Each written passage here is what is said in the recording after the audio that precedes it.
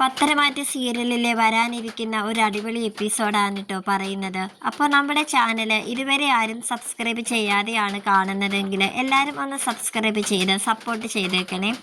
നവീൻ അന്ന് രാത്രി ഏറെ വൈകിയാണ് കേട്ടോ ഉറങ്ങുന്നത്. പിറ്റേന്ന് രാവിലെ എണീറ്റ് അവനിങ്ങനെ കുത്തിയിരിക്കുകയാണ് കേട്ടോ. അവൻ ഓരോന്നിങ്ങനെ ചിന്തിച്ച് കൂട്ടുകയാണ്, ഓരോന്നിങ്ങനെ ആലോചിച്ച് അങ്ങനെ ഇരിക്കുകയാണ് കേട്ടോ.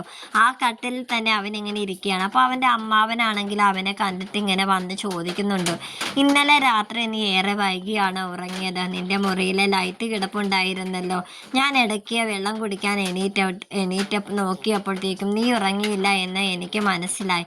ദാ ഇപ്പോൾ നോക്കിയപ്പോൾ നീ രാവിലെ എണീറ്റ് കുത്തിയിരിക്കുന്നു, നിനക്ക് എന്താ തീരെ സുഖമില്ലേ എന്നൊക്കെ അമ്മാവൻ ഇങ്ങനെ ചോദിക്കുന്നുണ്ട് കേട്ടോ. അമ്മാവൻ പറയുന്നതൊന്നും അവൻ അത്ര ശ്രദ്ധ കൊടുക്കുന്നില്ല കേട്ടോ. അവൻ്റെ മനസ്സ് മുഴുവനും അനിയും നന്ദുവും ഇഷ്ടത്തിലാണെന്ന് അറിഞ്ഞ ആ ഒരു സംഭവം ഓർത്തിട്ടാണ്.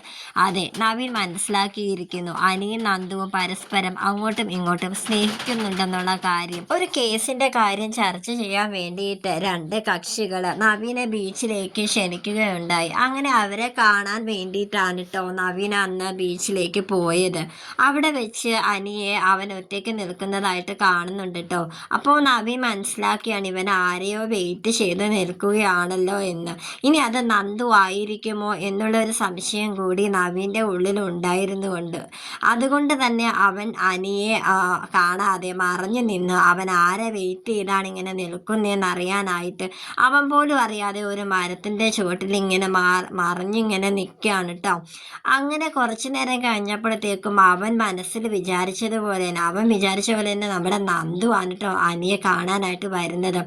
അപ്പോൾ നവീൻ കരുതി, നന്ദു ചിലപ്പോൾ അവൻ വിളിച്ചിട്ട് വന്നെന്നല്ലേ ഉള്ളൂ, ഞാൻ എന്തിനാ ഈ കാര്യത്തിൽ ഇത്രയ്ക്ക് ടെൻഷൻ അടിക്കുന്നത്, എന്തായാലും അവർ തമ്മിൽ എന്താ പറയുന്നതെന്നൊന്ന് ശ്രദ്ധിക്കാമെന്നിങ്ങനെ വിചാരിച്ച് അങ്ങനെ തന്നെ അവൻ നിൽക്കുകയാണ് കേട്ടോ. അങ്ങനെ അനിയും നന്ദുവും കൂടി സംസാരിച്ച് തുടങ്ങുവാണേ. അപ്പോൾ അനി പറയുന്നുണ്ട് കേട്ടോ, ഞാൻ എത്ര നേരമായി നിനക്ക് വേണ്ടി ഇവിടെ കാത്തിരിക്കാൻ തുടങ്ങിയിട്ടെന്നറിയാമോ, നീ എന്താ ഇത്ര വൈകിയെന്നൊക്കെ ഇങ്ങനെ ചോദിക്കുന്നുണ്ട് കേട്ടോ നന്ദുവിനോട്. അപ്പോൾ നന്ദു മറുപടി പറയുന്നുണ്ട്, എടാ ഞാനിപ്പോൾ ഡ്യൂട്ടിയിലാണെന്നുള്ള കാര്യം നിനക്ക് അറിയത്തില്ലേ, അതിൻ്റെ ഇടക്കും നിന്നെ കാണാൻ വേണ്ടിയിട്ട് ഞാനിവിടെ വന്നത് തന്നെ വലിയൊരു കാര്യമാണ്, എനിക്ക് പെട്ടെന്ന് പോകണമെടാന്നൊക്കെ പറയുന്നുണ്ട് കേട്ടോ.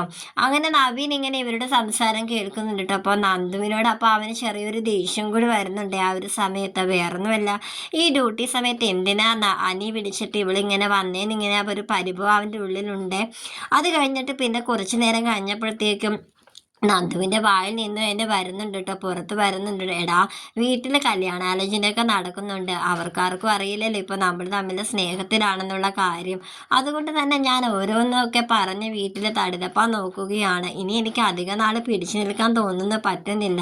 എത്രയും പെട്ടെന്ന് ആദർശേട്ടനെയും നയനേച്ചിനെയും കണ്ടിട്ട് നമ്മുടെ കാര്യം സീരിയസ് ആയിട്ട് സംസാരിക്കണം, അവർക്ക് മാത്രമേ നമ്മളെ സഹായിക്കാനായിട്ട് സാധിക്കുകയുള്ളൂ എന്നൊക്കെ ഇങ്ങനെ നന്ദു അനിയോട് ഇങ്ങനെ പറയുക കേട്ടോ. അപ്പോൾ ഈ ഒരു കാര്യം ഇങ്ങനെ പറയുന്നത് കേട്ട് നമ്മുടെ നവീൻ ഇങ്ങനെ കേട്ടിട്ട് ഇങ്ങനെ ഞെട്ടി ഇങ്ങനെ നിൽക്കുകയാണ് കേട്ടോ. അപ്പോൾ നവീൻ ഇങ്ങനെ കരുതിയാണ്, അപ്പോൾ അനി ഇവളെ വളച്ചെടുത്തിരിക്കുകയാണല്ലേ. പക്ഷെ എന്നാൽ കൂടി ഇവർ വർഷങ്ങളായിട്ട് സുഹൃത്തുക്കളായിരുന്ന ആ ഒരു ടൈമിൽ തൊട്ടേ ഇവർക്ക് രണ്ടുപേർക്കും അങ്ങോട്ടും ഇങ്ങോട്ടും ഇഷ്ടമുണ്ടായിരുന്നുള്ള കാര്യമൊന്നും നവീൻ മനസ്സിലാക്കുന്നില്ല കേട്ടോ.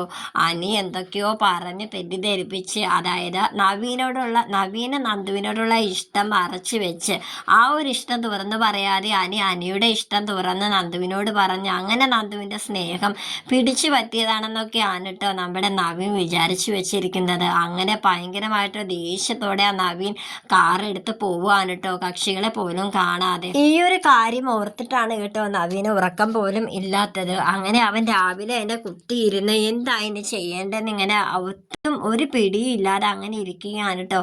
അങ്ങനെ അമ്മാവൻ പറയുന്നതിന് ഒന്നും മറുപടി പോലും അവൻ കൊടുക്കുന്നില്ല. അങ്ങനെ ഈ അമ്മാവൻ തന്നെ ഇങ്ങനെ ചിന്തിക്കുകയാണ്, ഇവൻ എന്തോ കാര്യമായിട്ട് എന്തോ പറ്റിയിട്ടുണ്ടെന്നും പറഞ്ഞിട്ട് അമ്മാവൻ അങ്ങോട്ട് പോവുകയാണ് കേട്ടോ.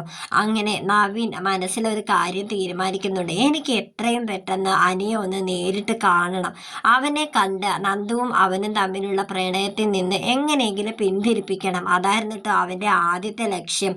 അങ്ങനെ അനിയെ നമ്മുടെ നവീൻ ഇങ്ങനെ ഫോണിൽ വിളിച്ചിട്ട് എനിക്ക് എത്രയും പെട്ടെന്ന് നിന്നെ കാണണമെന്ന് പറയുന്നുണ്ട് കേട്ടോ. അങ്ങനെ അവർ ഒരു ബീച്ചിൽ വെച്ചിട്ട് അവർ തമ്മിൽ സംസാരിക്കും. വിചാരിക്കുന്നുണ്ട്. അപ്പോൾ അനി ചോദിക്കുന്നുണ്ട്, എന്താടാ നീ എത്രയും പെട്ടെന്ന് കാണുമെന്നൊക്കെ പറഞ്ഞേന്ന് ഇങ്ങനെ പറയാണ്.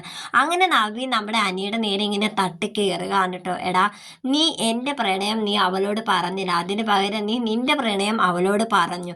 ആദ്യം നിന്റെ പ്രണയം നീ തുറന്നു പറഞ്ഞത് കൊണ്ട് അവൾ നിന്റെ പ്രണയം ഏറ്റെടുത്തു. അങ്ങനെ നിന്നോട് അവൾക്ക് ഇഷ്ടമായി. ഇതല്ലേ സംഭവിച്ചത്? അതിനു മുന്നേ തന്നെ എൻ്റെ പ്രണയമായിരുന്നു നീ അവളോട് തുറന്നു പറഞ്ഞിരുന്നെങ്കിൽ എനിക്കിങ്ങനെ നിങ്ങൾ തമ്മിലുള്ള പ്രണയം എനിക്ക് കാണേണ്ടി വരില്ലായിരുന്നു. അവൾ ഒരിക്കലും നിന്നെ സ്വീകരിക്കത്തുമില്ലായിരുന്നു. നീ ഓരോന്നൊക്കെ പറഞ്ഞ് അവളെ മയക്കിയല്ലേ. എന്നാലും ഞാൻ ഓർക്കുവാണ്, എങ്ങനെ നന്ദുവിനെ പോലുള്ളൊരു പെൺകുട്ടി നിന്നെ ഇഷ്ടപ്പെട്ടു എന്നൊക്കെ ഇങ്ങനെ പറയാനിട്ടോ. അനിയാണെങ്കിൽ നവീൻ്റെ വായിലിരിക്കുന്നതൊക്കെ കേട്ടിട്ട് ഇങ്ങനെ കലിതുള്ളി ഇങ്ങനെ നിൽക്കാൻ കേട്ടോ. അങ്ങനെ അനി പറയുന്നുണ്ട്, എടാ നീ ഇത് എന്തറിഞ്ഞിട്ടായി ഈ പറയുന്നത്? നീ പറഞ്ഞത് ശരിയാ. ഒരു കാര്യം ഞാൻ സമ്മതിക്കുന്നു, നിന്റെ ഇഷ്ടം ഞാൻ തുറന്നു പറഞ്ഞില്ല, അത് ഓക്കെ. പക്ഷെ അതിനേക്കാൾ മുന്നേ തന്നെ ഞാനും നന്ദുവും പ്രണയത്തിലായിരുന്നു. ആ ഒരു കാര്യം നീ മനസ്സിലാക്കണമെന്നൊക്കെ അനി പറയുന്നുണ്ട് കേട്ടോ. പക്ഷേ അനി പറയുന്നതൊക്കെ പച്ച കള്ളമാണെന്നാണ് കേട്ടോ നവീൻ വിചാരിക്കുന്നത്. അങ്ങനെ ഭയങ്കര ദേഷ്യപ്പെട്ടിട്ട് നവീൻ അവിടുന്ന് പോകുന്നുണ്ട് കേട്ടോ. അനിയാണെങ്കിൽ ഇവൻ ഇത് എന്ത് പറ്റി, നമ്മുടെ ഫ്രണ്ട്ഷിപ്പ് പോലും ഇവൻ മറന്നിട്ടാണല്ലോ ഇപ്പം സംസാരിച്ചെന്നൊക്കെ ഇങ്ങനെ പറഞ്ഞിങ്ങനെ അവനിങ്ങനെ നിൽക്കാൻ കേട്ടോ. ഈ ഒരു കാര്യം ഉടനെ തന്നെ നന്ദുവിനെ വിളിച്ച് അനി പറയുന്നുണ്ട് കേട്ടോ. അങ്ങനെ നന്ദു പറയുന്നുണ്ട്, അയ്യോ നവീനേട്ടൻ ഇങ്ങനെയൊക്കെ സംസാരിച്ചു, എനിക്കിത് വിശ്വസിക്കാനാവുന്നില്ല. എന്നാലും ഞാൻ നവീനേട്ടനെ ഒന്ന് വിളിക്കട്ടെ എന്ന് ഇങ്ങനെ നന്ദു പറയുന്നുണ്ട് കേട്ടോ. അപ്പോൾ അനിയാണെങ്കിൽ അതിൽ നിന്ന് വിലക്കുന്നുണ്ട്, വേണ്ട വേണ്ട, നീ ഇപ്പോൾ അവനെ വിളിച്ചൊന്നും സംസാരിക്കൊന്നും വേണ്ട. ഇനി നിന്നെ വിളിച്ച് അവൻ എന്തെങ്കിലും കാര്യങ്ങൾ സംസാരിക്കുമോ, ഇതിനെപ്പറ്റി എന്തെങ്കിലും പറയുമില്ല എന്ന് നമുക്ക് നോക്കാമെന്നൊക്കെ ഇങ്ങനെ പറഞ്ഞിട്ട് ഇങ്ങനെ ഫോൺ കട്ട് ചെയ്യുന്നുണ്ട് കേട്ടോ. അങ്ങനെ നവീനാണെങ്കിൽ നമ്മുടെ അനിയെ വകവരുത്താനായിട്ട് ഒരു ശ്രമം ഇങ്ങനെ നീക്കുന്നുണ്ട് കേട്ടോ. അതെ, നന്ദുവിനെ സ്വന്തമാക്കുവാൻ വേണ്ടിയിട്ട് എന്തും തന്നെ ചെയ്യാനായിട്ട് മടിക്കാത്ത ഒരവസ്ഥയിലാണ് കേട്ടോ നവീൻ ഇപ്പോൾ നിൽക്കുന്നത്.